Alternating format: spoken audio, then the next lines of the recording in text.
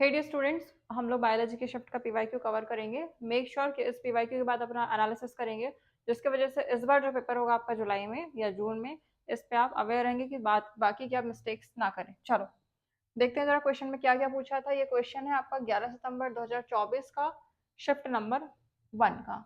C there are question number 41, there are some special types of types of cells found in the seminiferous tubules known as what? Sertoli cells. इन cells को क्या बोलते हैं, या फिर आप बोलो सेमिनिफरस नलिकाओं में कुछ विशेष प्रकार की कोशिकाएं होती है या पाई जाती है जिन्हें सर्टोली सेल्स कहा जाता है। और ये कैसे होते हैं? सर्टोली सेल्स का काम क्या रहता है? सबसे पहले समझो, सर्टोली सेल्स का बेसिकली काम होता है आपको नरिशमेंट प्रोवाइड करना। किसको नरिशमेंट? नरिशमेंट प्रोवाइड करेगा किसको? आपके स्पर्म्स को, ठीक है, स्पर्म्स काउंट को, जिसकी वजह से कि आपके सर्टोली सेल्स काम करते हैं।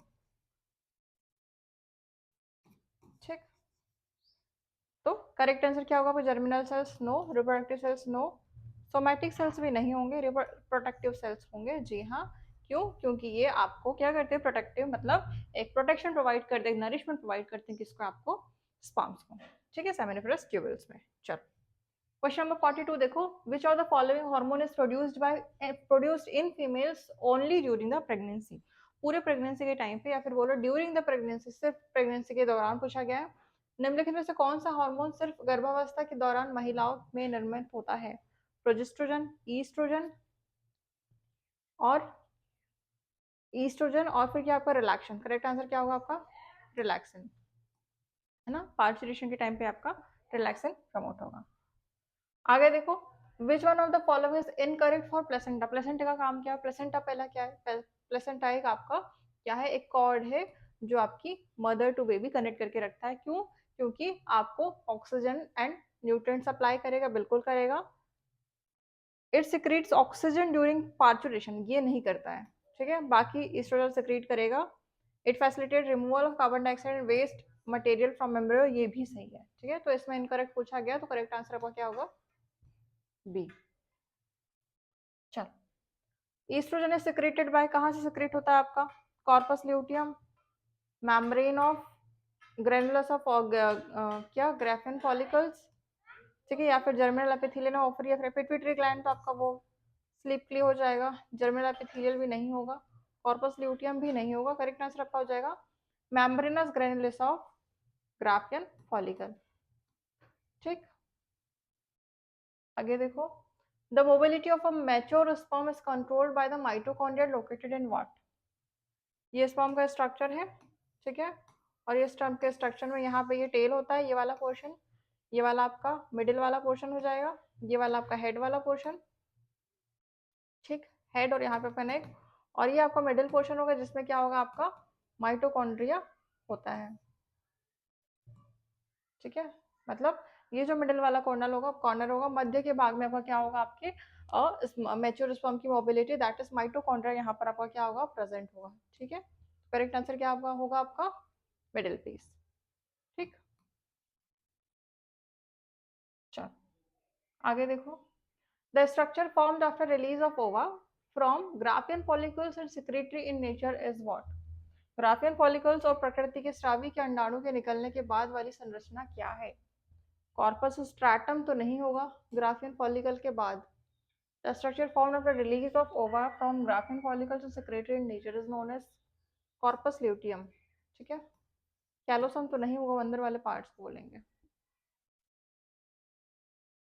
Which of the following is not true about MTP? And MTP मतलब medical termination of pregnancy.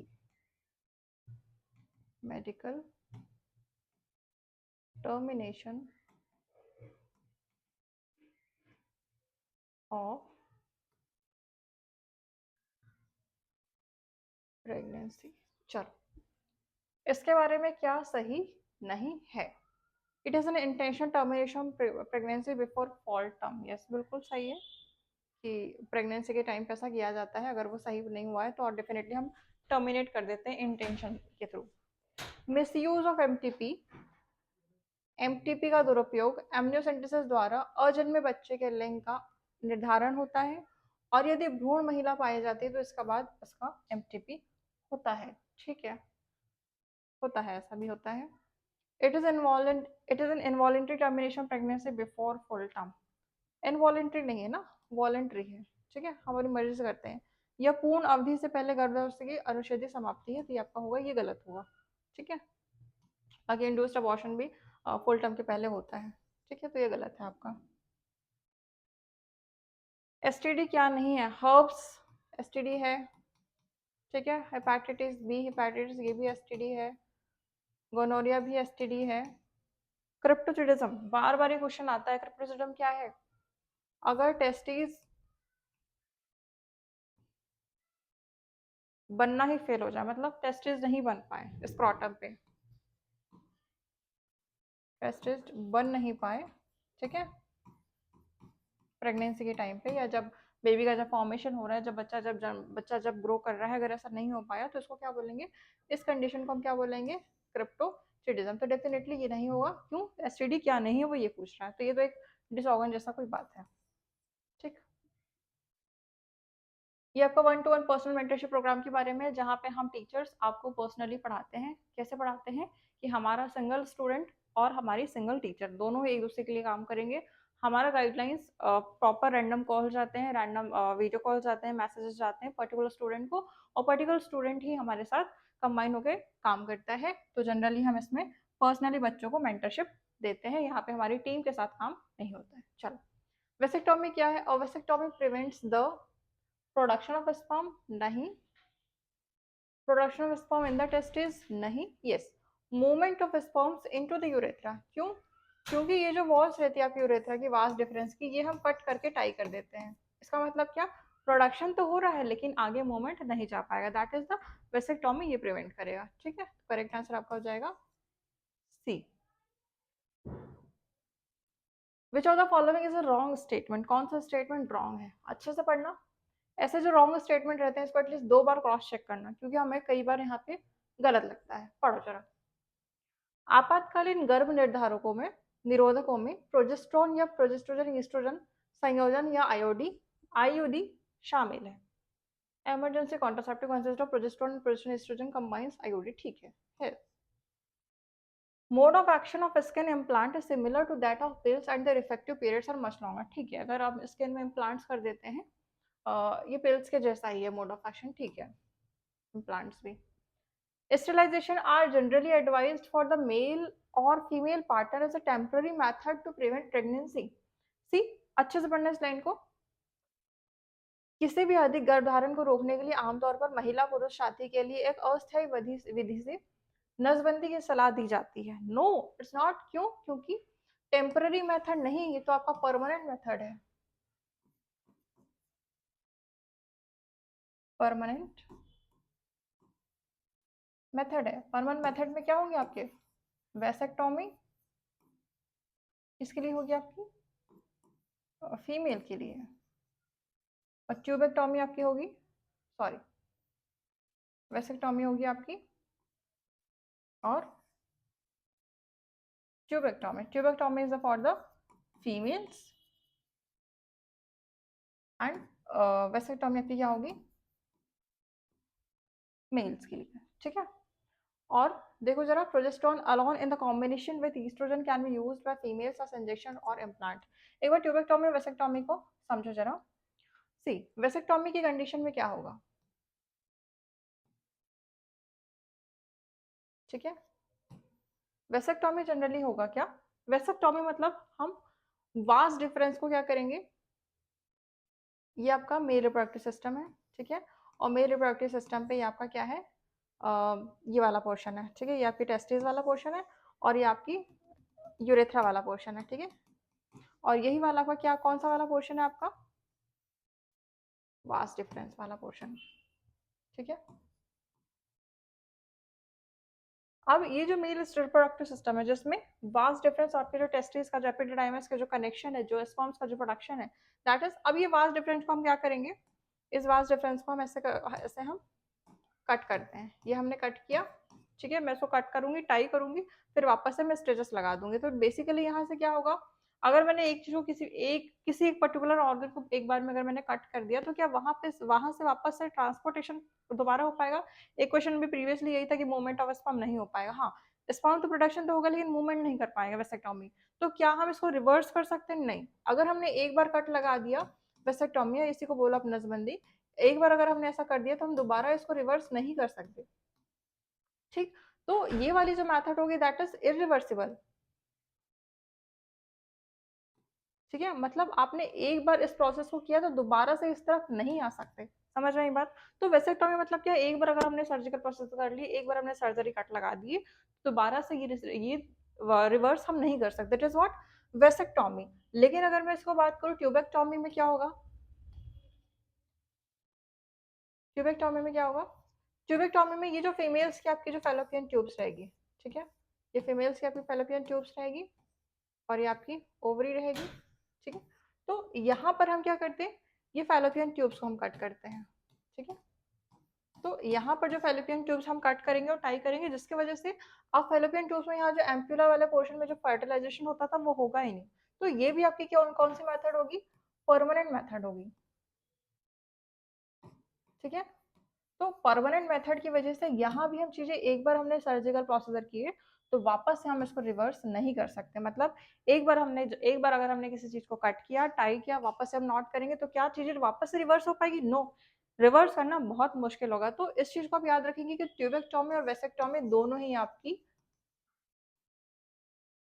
Irreversible method है, हम उसको दोबारा से रिवर्स नहीं कर सकते। अगर डॉक्टर्स भी सजेस्ट करेंगे तो एकदम से ट्यूबेक्टोमी और वेसेक्टोमी सजेस्ट नहीं करेंगे। वही यहाँ पे कहा गया है, अगर हम इसको दोबारा दोबारा पढ़ो, sterilization are generally advised for the male और female partner as a temporary method to prevent more pregnancies. और भी प्रेगनेंसीज प्रिवेंट करने के लिए हम स्टेरिलाइजेशन मेथड नहीं प्रोवाइड करेंगे। क्यों? हम आईयूडी सजेस्ट कर सकते हैं कि हाँ कुछ टाइम तक आप गैप ले सकते हैं, उसके बाद आप प्रेगनेंसीज कर सकते हैं, लेकिन sterilization are generally advised, not, definitely not, sterilization नहीं हम एडवाइस करेंगे। क्यों? क्योंकि प्रेगनेंसी को प्रिवेंट करने के लिए टेम्पररी मेथड या फिर बोलो ट्यूबेक्टोमी वेसेक्टोमी नहीं है, ये एक परमानेंट मेथड है। ठीक, तो यहाँ पे करेक्ट आंसर कौन सा होगा आपका? सी। इसमें आप बहुत ज्यादा ध्यान से पढ़ेंगे कि कौन सा करेक्ट है और कौन सा रॉन्ग है या फिर कौन सा गलत है। चलो आगे देखो, the function of structural genes is controlled by, definitely operator नहीं होता, प्रोमोटर प्रमोट करता है, लाइगेशन ज्वाइन करेगा, रेगुलेटर जीन आपका रेगुलेट करेगा। ठीक, आगे देखो, डीएनए फ्रेगमेंट्स को हमने एक्सट्रैक्ट किए रेस्ट्रिक्शन एंडोन्यूक्लियस से केमिकल रिएक्शन में, और फिर हम उसको सेपरेट कैसे करेंगे? इलेक्ट्रोफोरेसिस से। वो फिर फ्रेगमेंट्स की तरह ऐसे सेपरेट हो जाते हैं। ठीक है, ऐसे ऐसे छोटे छोटे से फ्रेगमेंट्स की तरह वो ऑटोमेटिकली अपोजिट डायरेक्शन में सेपरेट हो जाते हैं। आपकी इलेक्ट्रोफोरेसिस की कंडीशन कहलाएगी। ठीक, चलो, एडेप्टिव रेडिएशन क्या होगा? Adaptive radiation is the power of radiation in an individual to variety of environments. नहीं। Adaptation to geographical area. नहीं। evolution of different species from a common ancestor, और migration of members of species to different geographical areas. ये तो migration वाली कहानी आ जाएगी। ठीक, evolution of different species for a common ancestor, common ancestor से ही डिफरेंट डिफरेंट एवोल्यूशन की स्पीशीज को एवेल्यूएट होना, दैट इज एक समान पूर्वज से विभिन्न स्पीशीज का विकास। ठीक, ये आपका क्या होगा? Adaptive radiation. चल, mark the incorrect statement again. यहाँ पे फिर से इनकरेक्ट स्टेटमेंट के बारे में आया है। Evolution can be worked out by the study of not just living species but also fossils। हाँ, सिर्फ स्पीशीज को पढ़ने से नहीं या लिविंग स्पीशीज की स्टडी करने से नहीं, बिल्कुल इवोल्यूशन आपकी फॉसिल्स को भी ध्यान रखना पड़ेगा, तब इवोल्यूशन कहलाएगा। विकासी संबंधों में जीवों के वर्गीकरण में ढूंढा जा सकता है। हाँ बिल्कुल, evolutionary relationship are traced in the classification of organism. ठीक है, ऑर्गन्स और फीचर्स में भी adapted to new functions during the course of evolution. ठीक है, बिल्कुल। जैव विकास में के समय अंग अथवा आकृति नए प्रकारों के लिए अनुकूलित होते हैं। हाँ होते हैं। ठीक है, वो जो जिराफ की अगर बात करो तो जिराफ की जो नेक ऊंची हो गई, ऐसे जो लेमार्क थ्योरी जो बताता है, डेफिनेटली ये हो सकता है। ठीक है, फिर आगे देखो, study of evolution of human being indicates that all of us belong to different species. Evolution of human beings ये बताता है कि जो हम सब जो है हम डिफरेंट स्पीशीज से बिलोंग करते हैं, लेकिन हम इवॉल्व कहाँ से हुए हैं? अमेरिका एंड अफ्रीका से, और फिर पूरे वर्ल्ड में स्प्रेड हो गया, ऐसा बिल्कुल नहीं है। वापस से पढ़ो। मानव के विकास के अध्ययन में हमें पता चलता है कि हम सभी अलग अलग स्पीशीज के सदस्य हैं, ठीक है डेफिनेटली है, लेकिन हम अफ्रीका और अमेरिका से तो नहीं जुड़े हैं ना। ना ही हम अफ्रीका से आए, ना ही हम अमेरिका से आए। No, it's not, definitely not correct. ऐसा बिल्कुल नहीं कि हम सिर्फ अफ्रीका और अमेरिका से हैं और पूरे वर्ल्ड में हम डेवलप हो गए हैं या फिर स्प्रेड हो गए, ऐसा नहीं है। ठीक है, तो ये डायरेक्ट आपका आ जाएगा 54 का डी। ठीक, चलो। National endangered species celebrates each year on, 5 जून तो नहीं होगा। ठीक है, 5 जून नहीं होगा, यही होगा, थर्ड फ्राइडे इन मई। ये क्वेश्चन एनसीईआरटी से बाहर है ना, बियॉन्ड एनसीईआरटी है। कुछ क्वेश्चन हमें ऐसे देखना पड़ेगा।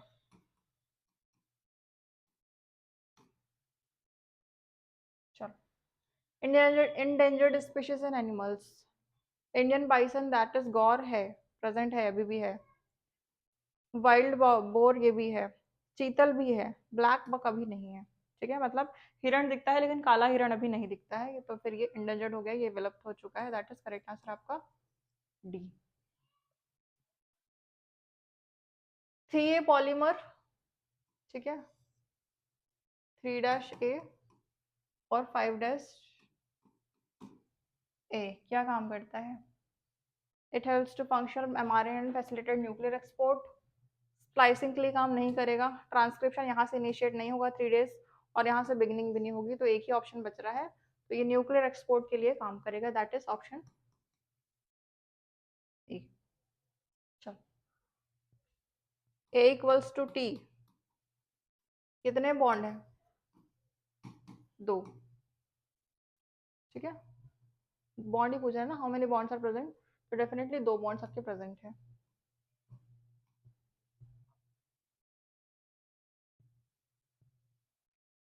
A=T है, अगर C= बात करें तो ये देखना जरा,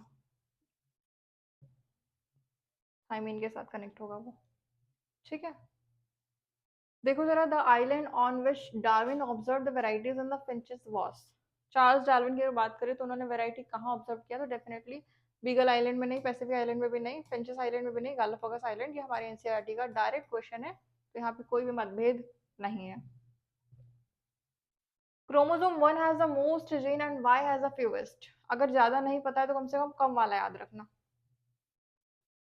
ठीक है, कम वाला तो याद है, 231, और 231 किसी में नहीं है। देखो, अगर आपको एक भी लर्न रहता है तो हम इसको एलिमिनेट कर सकते हैं। ठीक है, वाई जीन और क्रोमोसोम से जीन के क्वेश्चन आए हैं, जनरली अनएक्सपेक्टेड क्वेश्चन था, हम इसको देख सकते हैं कि इससे रिलेटेड एक क्वेश्चन और नेक्स्ट सेशन या नेक्स्ट शिफ्ट में आ सकता है।